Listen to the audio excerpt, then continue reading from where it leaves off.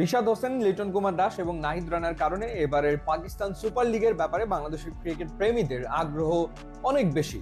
কিন্তু প্রথম দিনই আসলে বাংলাদেশের ক্রিকেট প্রেমীরা ধাক্কা খেলো, আহত হয়েছে, কারণ লাহোর কালান্দার্স তারা তাদের প্লেইং ইলেভেনে রিশাদ হোসেনকে রাখেনি এবং প্রথম ম্যাচে লাহোর কালান্দার্স রীতিমতো উড়ে গেছে ইসলামাবাদ ইউনাইটেডের কাছে। কাদেরকে আসলে খেলালো এই দলটা, মানে রিশাদকে বাদ দিল ভালো কথা, কিন্তু বাদ দিয়ে কাদেরকে খেলিয়েছে এবং সেই বিদেশিরা আসলে কি পারফর্ম করেছে সেটা যদি আপনাদেরকে একটুখানি জানাই। অনেকে খেলা দেখেছেন, অনেকে দেখেননি।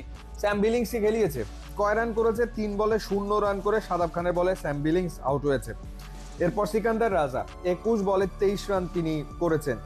ডেভিড উইজা প্রথম বলেই গন, প্রথম বলে আউট 0 রানে। হোল্ডারের বলে তিনি আউট হয়ে গেছেন, কোনো রানই করতে পারেননি। ড্যারেল মিচেল তিনি 14 বলে 13 রান করেছেন, দুটো 4 মেরেছেন। সর্বসাকুল্যে প্রথমে ব্যাট করে লাহোর কালান্দার্স তারা রান করতে পেরেছে 139 এবং 139 রান করতে পেরেছে মূলত আব্দুল্লাহ শফিকের কারণে। আব্দুল্লাহ শফিক 38 বলে 66 রানের ইনিংস খেলেছেন, 6টা চার 3টা ছক্কা তিনি হাঁকিয়েছেন। সেকেন্ড হাইয়েস্ট রান হচ্ছে সিকান্দার রাজা। বাকি ব্যাটাররা আসলে ব্যর্থ হয়েছে, যে কারণে 139-এ তারা গুটিয়ে যায়। জেসন হোল্ডার 4 উইকেট নিয়েছেন, দুর্দান্ত বল করেছেন। শাদাব খান নিয়েছেন 3 উইকেট। এবার যদি বোলিং এর পারফরমেন্সের কথা বলি, তাহলে ডেভিড উইজা বল করেছেন 1 ওভার, রান দিয়েছেন 17, ব্যাটিং এ 0, প্রথম বলে আউট এবং 1 ওভার মাত্র বল করেছেন, 17 রান দিয়েছেন ডেভিড উইজা। ডেভিড উইজাকে কেন, কি কারণে প্লেইং ইলেভেনে লাহোর কালান্দার্স রেখেছে আমার কাছে বোধগম্য হয়নি। এরপরে সিকান্দার রাজা 2 ওভার বল করেছেন, 15 রান দিয়েছেন, কোনো উইকেট তিনি নিতে পারেননি। তো বোলিং এ হচ্ছে বিদেশিদের পারফরমেন্স এইরকম। তো সেইখানে একজন লেগ স্পিনার থাকলে সেটা ডেফিনেটলি আমার মনে হয় কাজে লাগতো। যেমন ভাবে 3টা উইকেট শাদাব খান নিয়েছেন, শাদাব খান 3 ওভার 2 বল করেছেন, 25 রান দিয়েছেন, 3টা উইকেট নিয়েছেন।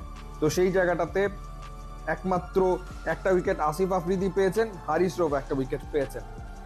শাহিন শাহ আফ্রিদি 4 ওভার বল করে 38 রান দিয়ে কোনো উইকেট নিতে পারেননি। এবং ইসলামাবাদ ইউনাইটেড হয়ে কলিন মুন্ডু 59 রানের ইনিংস খেলেছেন, সালমান আগা অপরাজিত ছিলেন 41 রান করে। সো আমার মনে হয় যে প্রথম ম্যাচে লাহোর কালান্দার্স যে উড়ে গেল, তাদের প্লেইং ইলেভেন ঠিক ছিল না। রিশাদ হোসেনকে খেলাতেই পারতো, যাদেরকে খেলিয়েছে ডেভিড উইজা কেন কি কারণে পারফর্ম করতে পারেনি। এরপর সিকান্দার রাজাও খুব একটা ভালো ফর্মে ডেফিনেটলি তিনি নেই। ড্যারেল মিচেল ব্যাটিং এ ব্যর্থ, স্যাম বিলিংস রান করতে পারেননি। সো আশা করবো যে নেক্সট ম্যাচে লাহোর কালান্দার্স ডেফিনেটলি তাদের একাদশে রিশাদ হোসেনকে রাখবে। আপনার কি মনে হয় জানাবেন। ইউটিউব, ইনস্টাগ্রাম লিঙ্ক দেওয়া আছে। করাচি কিংসের ম্যাচ রয়েছে আজকে, দেখা যাক লিটন কুমার দাসকে তারা একাদশে রাখে কিনা। সাথে থাকার জন্য ধন্যবাদ। নাইসিনামাইড যুক্ত